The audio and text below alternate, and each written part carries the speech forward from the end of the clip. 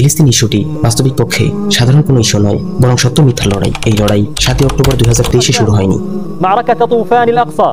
আর না এই লড়াই শুরু হয়েছে 1948 সালের 14 মে, বরং মুকাদ্দাস বা পবিত্র ভূমির উপর একটি অবৈধ জবরদখলমূলক রাষ্ট্র প্রতিষ্ঠা করা ইহুদিদের দীর্ঘদিনের স্বপ্ন ছিল।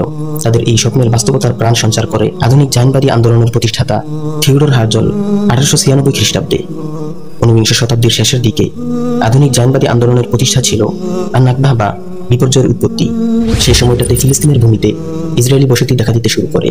নাকবা বা বিপর্যয়ের প্রকৃত সূচনা হয় 1943 সালে ভিলেজ ফাইল নামে একটি প্রকল্পের মধ্য দিয়ে।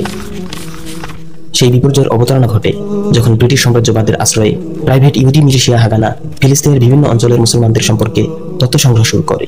আর 1948 সালের শুরুর দিকে মুসলমানদের শহর ও গ্রামের উপর রীতিমতো হামলা করতে শুরু করে দেয়।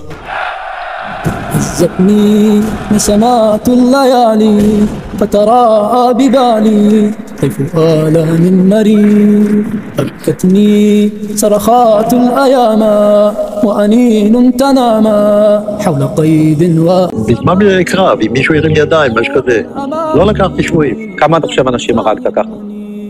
לא ספרתי. אני לא יכול לדעת בחיי. אחד אנס שם איזה ילדה בת 16, משהו כזה. Stories came out about women being raped, about babies being killed, and induced a great deal of fear among the Palestinian Arab population, many of them fleeing as a result. হাগানার সহিংসতা এবং পরবর্তীতে ইসরায়েলি সেনাবাহিনীর সহিংসতার ফলে 1948 থেকে 1949 সাল পর্যন্ত 15,000 মুসলমান শহীদ হয়েছিলেন এবং 7.5 লক্ষ ফিলিস্তিনি জোরপূর্বক বাস্তুচ্যুত হয়েছিলেন। In 1969, then Israeli Prime Minister Golda Meir was quoted in a British newspaper. She said, "It was not as though there was a Palestinian people in Palestine considering itself as a Palestinian people, and we came and threw them out and took their country away from them. They did not exist." সে সময় ফিলিস্তিনের মুসলিম অধিবাসীদের মোট জনসংখ্যা ছিল প্রায় 1.5 million. نسفها مشتكاها حزنها وبكاها مسجداها والمسيح سألاها عن بقايا رؤاها أين يرنو مناها A diary entry from Ben Gurion exposes the extent of the Zionist agenda. He writes, "In each attack, a decisive blow should be struck, resulting in the destruction of homes and the expulsion of the population." কিন্তু বাস্তবে এটা 1948 সালের দৃশ্য, যা ফিলিস্তিনে বারবার পুনরাবৃত্তি হয়েছে।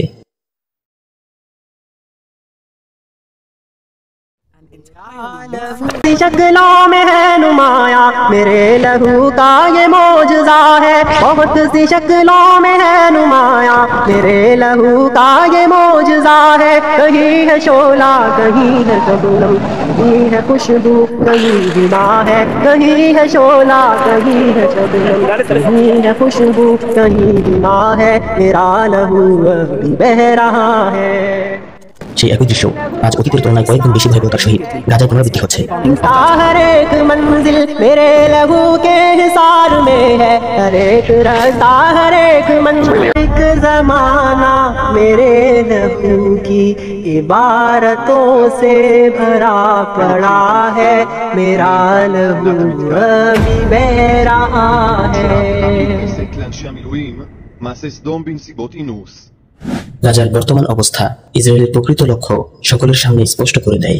זכור את אשר עשה לך מה עמלק מצטווה. אנו זוכרים ואנו נלחמים. শুধু গাজা নয়, ইসরায়েল পশ্চিম তীরকেও নির্মূল করতে চায়।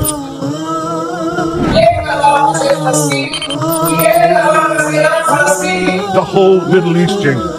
তথাকথিত ইসরায়েলি দাবি অনুযায়ী গাজায় ইসরায়েলের যুদ্ধ যদি শুধুমাত্র ফিলিস্তিনি মুজাহিদদের বিরুদ্ধে হতো, তবে এই যুদ্ধের পরিধি মুজাহিদদেরকে ছাড়িয়ে ফিলিস্তিনি জনসাধারণ পর্যন্ত বিস্তৃত করা হতো না।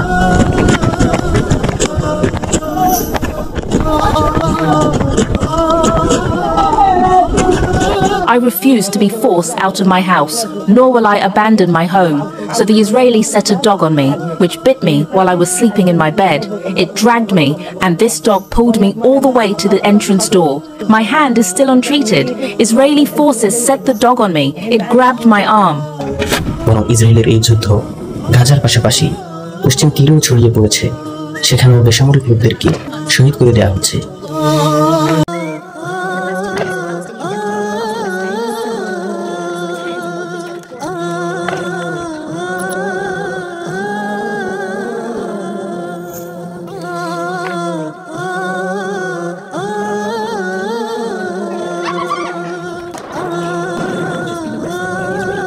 But Israeli soldiers have also been accused of abusing and humiliating Palestinians under the cover of war.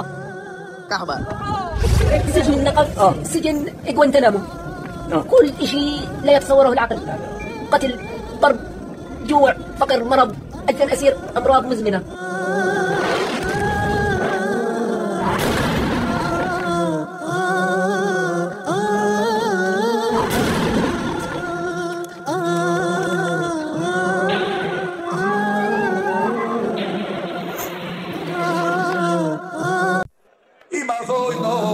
ইহুদিদের বিশ্বাস শুধুমাত্র নীল নদ হতে ফুরাত পর্যন্ত সীমাবদ্ধ নয়, বরং তারা নিজেদেরকে ছাড়া অন্যদেরকে, অর্থাৎ যারা ইহুদি নয় তাদেরকে গোয়েম তথা অমানুষ বলে মনে করে।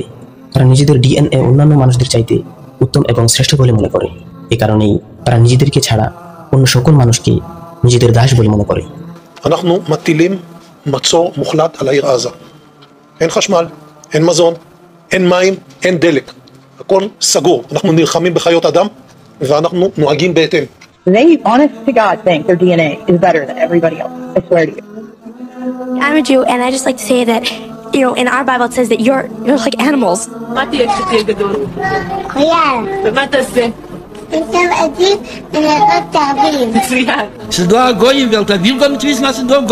Some of these immigrants came with such feelings about Goyim that it was like every non-Jew was an enemy. I remember my grandfather saying, "A Goy is a sheker." I mean, it was just that was understood. A Goy is a sheker. মুসলমানদের সঙ্গে ইহুদিদের শত্রুতা সূর্যের চেয়েও স্পষ্ট।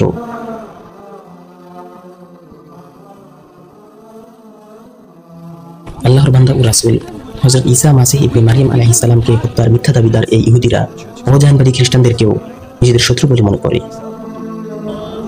গাজায় চলমান সহিংসতার ভেতর অগণিত খ্রিস্টানকেও গণহত্যা করা হয়েছে। ইহুদিদের উপরোক্ত লক্ষ্য উদ্দেশ্য ছাড়াও আরো 3টি বড় উদ্দেশ্য রয়েছে। মসজিদুল আকসা গুড়িয়ে দিয়ে তার জায়গায় একটি দাজ্জালি টেম্পল নির্মাণ করা।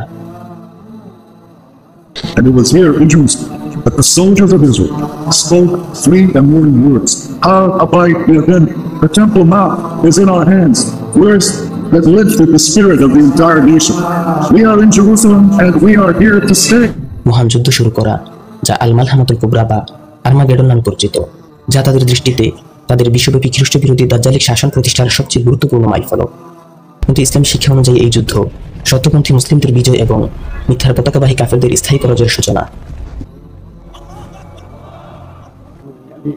ইহুদিদের সবচেয়ে বড় উদ্দেশ্য মানবজাতির জন্য সবচেয়ে বড় টিউমার এবং মানব ইতিহাসের সবচেয়ে বড় ফিতনা মাসিহ দাজ্জালের আত্মপ্রকাশের পথ প্রস্তুত করা।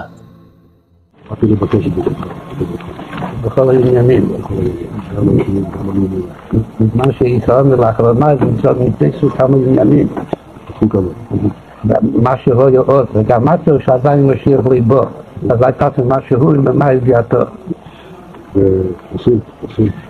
הכנראה שהיא מספיק, כאילו שהיום כבר כמה שעות בדין ועדיין ליבו, אבל יש עוד כמה שעות, אבל יש להשתדל גם היום. এই উদ্দেশ্যগুলো অর্জনের জন্য অভিশপ্ত ইহুদিরা তাদের তৈরি মিথ্যা ও দাজ্জালি মতবাদ অনুযায়ী বাইতুল মুকাদ্দাস বা জেরুজালেম শহরে মসজিদুল আকসার পাশে কিছু লাল গাভী নিয়ে এসেছে, কারণ তাদের ভ্রান্ত বিশ্বাস অনুসারে তারা এই লাল গাভীগুলিকে বলিদানের মাধ্যমে তাদের ভবিষ্যৎ প্রচেষ্টায় সফল হবে। وأحضرت البقرات الحمر تطبيقا لخرافة دينية مقيتة مصممة للعدوان على مشاعر أمة كاملة في قلب عروبتها ومسرى نبيها ومعراجه إلى السماء। ইসরায়েল শুধুমাত্র গাজাবাসী, অন্যান্য ফিলিস্তিনি অথবা ইরাক থেকে মিশর পর্যন্ত, সেই সঙ্গে সৌদি আরব, জর্ডান, লেবানন এবং সিরিয়ার আরবদের জন্যই হুমকি নয়, বরং ইহুদিবাদী ইসরায়েলিরা বিশ্বের সকল মানুষকে তাদের দাস হিসেবে মনে করে এবং বিশ্বাস করে যে মিথ্যাবাদী মাসিহ দাজ্জালের আবির্ভাবের সাথে সাথে সমগ্র মানবজাতিকে ইহুদিদের মধ্যে দাস হিসেবে বণ্টন করা হবে। বর্তমান বিশ্বের মানুষ যে সকল ভয়াবহ বিপর্যয়ের সম্মুখীন, তার মধ্যে জায়নবাদ সবচেয়ে বড় সমস্যা। তাতারি, নাৎসি ও হিন্দুত্ববাদের থেকেও জায়নবাদীরা ভয়ঙ্কর। বরং মানব সভ্যতার ইতিহাসে যে সকল বিপর্যয়ের সম্মুখীন মানুষ হয়েছে, জায়নবাদকে সেগুলোর মধ্যে সবচেয়ে বেশি ভয়াবহ অনায়াসে বলা যায়। তারা বিপুল সংখ্যক মানুষের মন, মস্তিষ্ক ও শরীরকে কলুষিত করেছে ও করে যাচ্ছে। আল্লাহ সুবহানাহু ওয়া তাআলা মানুষকে যে ফিতরাত প্রবণতা প্রদান করেন, যে নিয়ম কানুনের অনুগামী হওয়ার নির্দেশনা দিয়েছেন, তা থেকে এটি আমাদেরকে ক্রমান্বয়ে দূরে সরিয়ে মানবীয় স্বভাবকে বিকৃত করে দুনিয়া ও শয়তানের অনুসারীতে রূপান্তরিত করছে। এই জায়নবাদ ইউরোপের মানুষকে শ্বেতাঙ্গ চামড়াদের নিয়ন্ত্রিত খ্রিস্টান ধর্ম উপহার দিয়েছে। এরপর এই ধর্মাদর্শের মাধ্যমে ইউরোপবাসীদের দাসে পরিণত করেছে। আমেরিকা, আফ্রিকা, ইন্ডিয়া ও দক্ষিণ পশ্চিম এশিয়ার দেশগুলো একই ফাঁদে আটকে আছে। জায়নবাদ যেখানে পৌঁছেছে সেখানেই মানুষের লোভ ও যৌনতাকে পণ্য হিসেবে প্রতিষ্ঠিত করেছে। এ সকল পণ্য থেকে প্রাপ্ত অর্থ দ্বারা যেন নিজেদের যুদ্ধ চালিয়ে যাওয়ার রসদ অব্যাহত থাকে সেই ব্যবস্থা নিশ্চিত করেছে। জায়নবাদ যেখানে পৌঁছেছে সেখানেই সমকামিতা, নারীবাদ সহ আরো জঘন্য কিছু মতবাদ প্রতিষ্ঠা করার চেষ্টা করছে। আর এভাবেই আল্লাহর দেয়া বিধিনিষেধের বিরুদ্ধে তারা তাদের যুদ্ধ চলমান রেখেছে। জায়নবাদীরা মানুষকে উদ্দেশ্যহীন এক সৃষ্টিতে পরিণত করতে চায়, মানুষকে তার লোভের দাসে পরিণত করতে চায়। এ সকল জঘন্য কার্যক্রম পরিচালনার জন্য এরা ভূরাজনৈতিকভাবে গুরুত্বপূর্ণ ভূমিগুলো দখল করে, সেখানকার সম্পদ লুট করে এবং জাহিলিয়াত, মিথ্যাচার ও গুজবের ব্যাপক প্রসার ঘটায়। বিগত অর্ধশতকে মার্কিন যুক্তরাষ্ট্র ও ইহুদি দ্বারা যে পরিমাণ মানুষ হত্যার শিকার হয়েছে, যে পরিমাণ নগর ধ্বংস করেছে, তার পরিমাণ আমরা যা পরিমাপ বা কল্পনা করতে পারি তার চেয়েও অনেক বেশি। לשרת את היהודים. כל הגויים שאתה רואה שיש בעולם המיליארדים האלה, הם הכל רק בשביל שהיהודים יהיה להם איזה תועלת. ইসরায়েল বিশ্ব মানবতার জন্য একটা টিউমার। গোটা মানব জাতিকে নিজেদের গোলাম বানাবার ইহুদিবাদী উদ্দেশ্য অর্জন হবার আগেই ইসরায়েলের আশপাশে থাকা মুসলিম দেশগুলোর শাসক গোষ্ঠী দাজ্জালের আত্মপ্রকাশের আগেই ইসরায়েলের গোলাম হয়ে বসে আছে। অথবা তাদের অবস্থা হলো গোপনে বা প্রকাশ্যে তারা ইসরায়েলের সাথে মিত্রতা স্থাপন করে রেখেছে। আল্লাহু আকবার।